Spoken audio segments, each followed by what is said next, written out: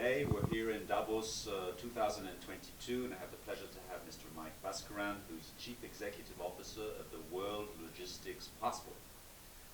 Mike, I have a question for you on the role of the World Logistics Passport in promoting greater resilience of trade around the world. Could you give us a bit of a perspective on this and what the WLP is? Sure. World Logistics Passport is a loyalty program that was kicked off by His Highness Sheikh Maktoum in 2020. As any other loyalty program, it has the participants in this loyalty program are countries as well as like corporate enterprises who have like good governance. So with the participating countries as well as the companies, so now the companies will have the ability to go back and then have like accelerated flow of goods and merchandise through the ports, and also have like lower cost of like port charges, and then there is several other benefits in terms of like technology benefits of tracking and tracing, and availing trade finance, and also like finding like alternative routes and market access for the participants alike. Now, earlier on in the trade panel, you were emphasizing the role of the WLP in being inclusive with small, medium-sized enterprises, and you elaborated on this role of trade finance.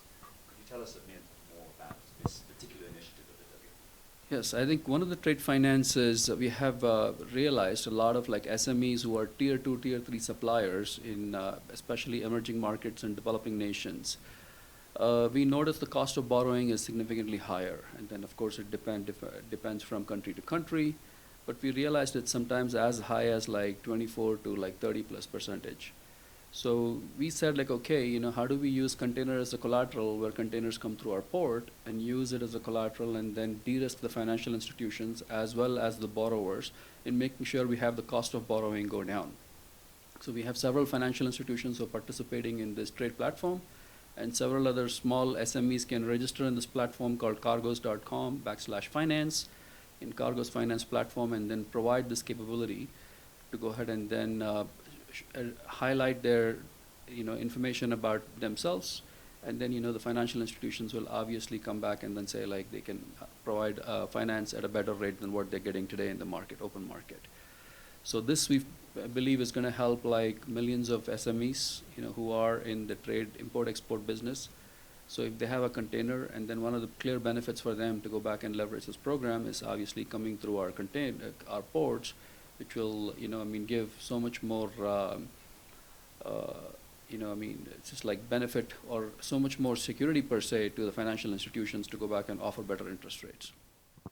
Excellent. And it seems like this World Logistics Passport is still relatively young, sort of 2+ years, and yet it's accomplished a lot and being in more than 25 countries. Could you tell us what you see as the priorities going forward for this World Logistics Passport?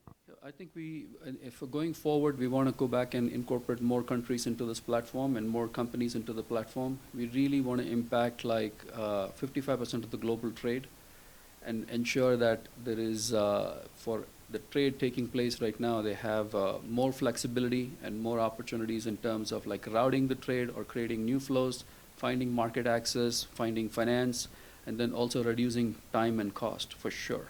That is, end of the day, it boils down to that. So we see this as like, as we expand this program and more individual participants come into the program, you're going to see tremendous benefit for especially for global trade. Excellent. Thank you, Mike.